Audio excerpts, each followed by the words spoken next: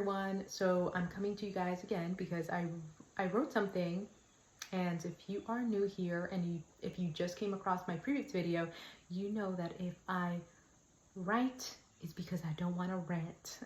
Otherwise I'll be here all day, and that's one thing that I've struggled with in the past when delivering a lot of my content, where I'm just like, okay, this is becoming very exhausting. Naturally, this is a very sensitive topic. It's something very near and dear to my heart. It's something that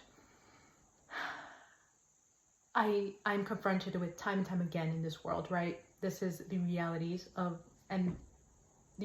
that exist in this world. I am someone that perhaps I just lead with a lot of empathy and compassion, and naturally when I see things that, I wouldn't want, whether that be humans, that be animals. I speak on this. It's beyond humanity. I feel like my heart hurts when I see injustice across the board, right? Injustice when it affects anything that exists within this world. And I'm someone that will naturally not silence myself, but speak up because this is important and something matters. And if we want to create change, and if we want to change the dynamics of this world and what is to come for the next generations to come, then we must be that change, right? So here I am, and I'm just sharing that. I'm sharing everything that I've observed, that I've learned. Naturally, this is my take, my perspective, and this is something that I also emphasize in my videos. I feel like a lot of times individuals that don't understand or cannot relate to this experience, and I just spoke about this in my previous video, try to silence communities of color, try to say that doesn't exist. But it's interesting how if something were to bother you, or if something were to affect you, you'd be the first one, right, talking about it and wanting empathy and wanting compassion. So why not lead with that empathy and compassion? Why not put yourself in someone's shoes and realize that, oh well, wow, the world is not only it doesn't revolve around me, right? It doesn't necessarily have to be just like me. Everyone is living a different experience, a different reality, and understanding that there is people that are suffering and struggling around the world. It's not even only here in the USA, it's around the world that these issues, these realities that unfortunately are due to the system, they affect everyone. And if we say we want change, if we say we want to see a better world, then why aren't we working towards that better world? We deny what the reason for what exists, because these systems can create a reaction from individuals. They don't allow people to have stability, right, in many ways. And these systems can also impact and touch those very people that think they're exempt from it, right? So what are we doing to improve this world? Because we're living in it and we want to see it better. We want to see it. And I was crying. This is probably why I don't like to do these videos a lot, because I'm just like for me, man, I shouldn't be cracking. I think I read something in regards to cracking your fingers, and it's like, don't do that. You're not supposed to do that. To be honest, this is why, perhaps I just always, nowadays, I'm like more mindful of when am I hopping on here, because it's just like, these things that I read, naturally, that I've written, that I've taken the time, but during a certain moment that I was feeling these emotions, now having these emotions once again come full circle, because now I'm reading it and reminded of, wow, like, okay, I wrote that and I can feel those same emotions that I did, those emotions of frustration, actually, that these these issues continue to exist.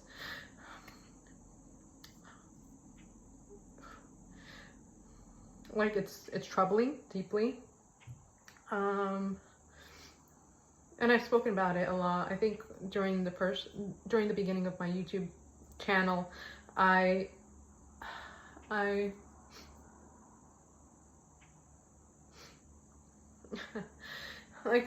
it's interesting because I feel like I wept a lot because it was something that I saw more or less. Now I've been able to take a break from a lot of things, and naturally that's about to change, where I'm jumping back into the workforce, hopefully in an environment that uplifts our communities naturally. But nonetheless, I feel like with the other things, the many things that exist in the world that you can observe as you go through life, and that's one thing that I want people on my channel to walk with, is with empathy and compassion,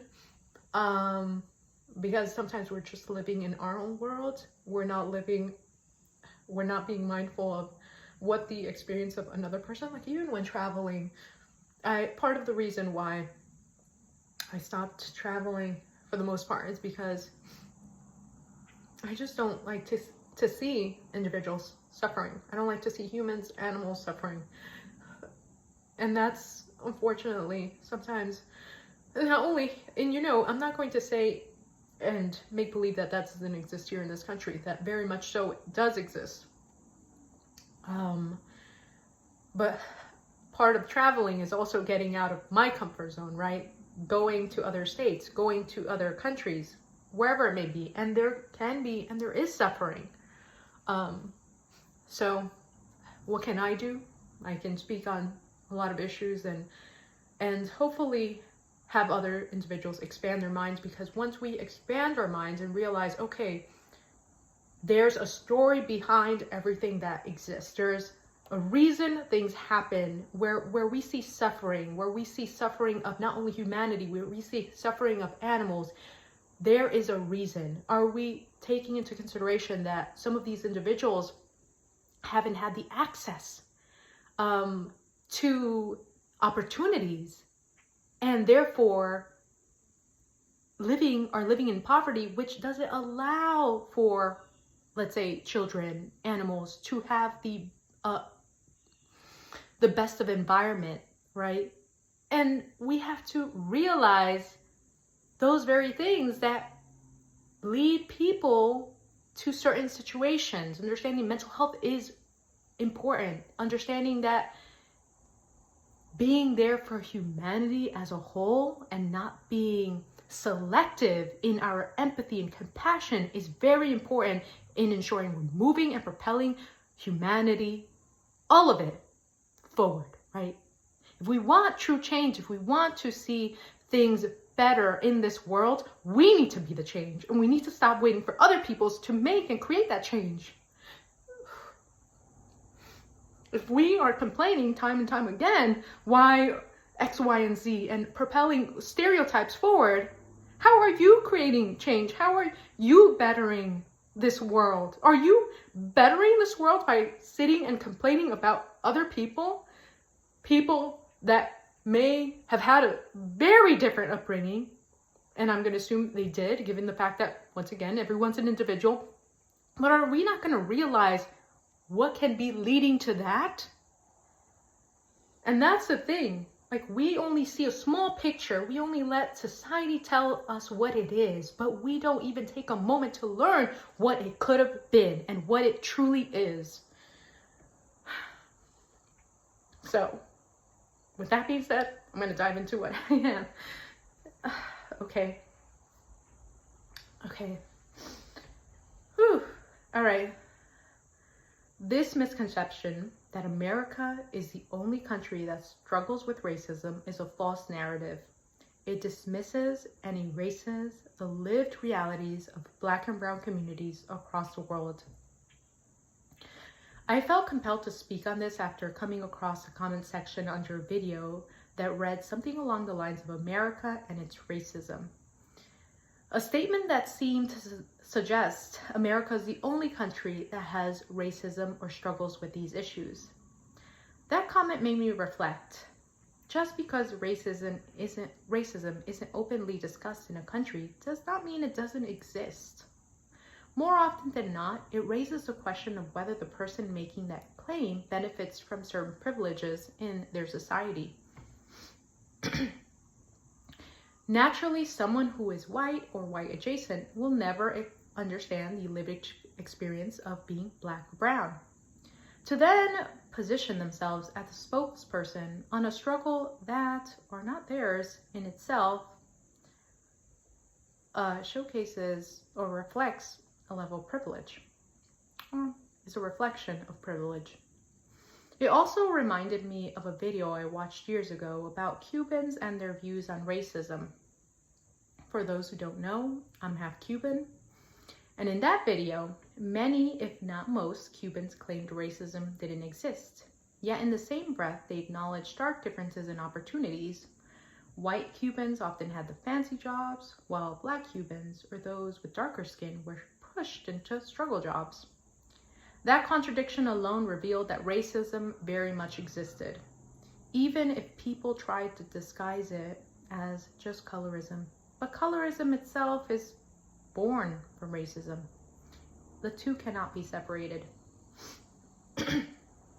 This also reminds me of a conversation I once had with a former colleague from another Spanish-speaking Caribbean country who denied that racism existed in their homeland.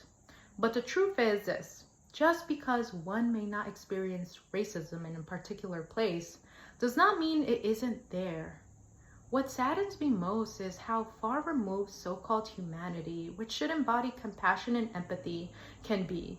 Because too often it only matters when injustice affects us, but not when it affects others. The reality is these dynamics can one day touch anyone, and believing we are exempt from hardship is to be disconnected from the world and its truth. That's why putting ourselves in other people's shoes is not optional, it's necessary. We cannot forget that the world has been shaped by colonization, and every country continues to reflect its effects. In many ways, America sits at the epicenter of global attention, and so countries around the world have mirrored or justified the behaviors they see exemplified by America, including racism. Still, many nations have failed to confront these issues openly, sometimes because power remains concentrated in white hands, and other times because survival takes precedence over social justice. But now, for the first time in history, the illusion that all was well in the so-called United States, that false promise of freedom and justice for all, has unraveled before the eyes of the world, largely due to technological advances and the visibility they provide. As I said before, true healing can only come from honesty, transparency, and the willingness to admit when humanity has failed.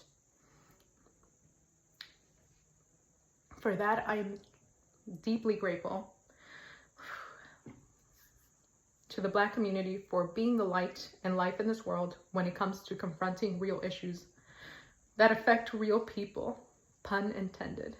And when I say pun intended, I mean it sincerely. Because one thing I have always admired about the Black community is its honesty and transparency. I value people who can keep it 100% with me, even if the truth makes me uncomfortable, because at least it's real. That has been my experience in predominantly Black and brown spaces. By contrast, when I've worked in predominantly white or white managed spaces, my experience have often been the opposite. I recall one job in Southern California where white colleagues and supervisor would smile in my face only to talk behind my back or even jeopardize my position. Perhaps that's why, despite its chaos and stress, I'll always have love for New York City, which is where I was born and raised. It's a place where people keep it real, where authenticity takes precedence over pretense. And maybe that's why I speak so openly here on YouTube, because this is my way of keeping it real too. Progress would not be where it is today without the Black community. That's why I believe in giving people their flowers. So to the Black community, thank you.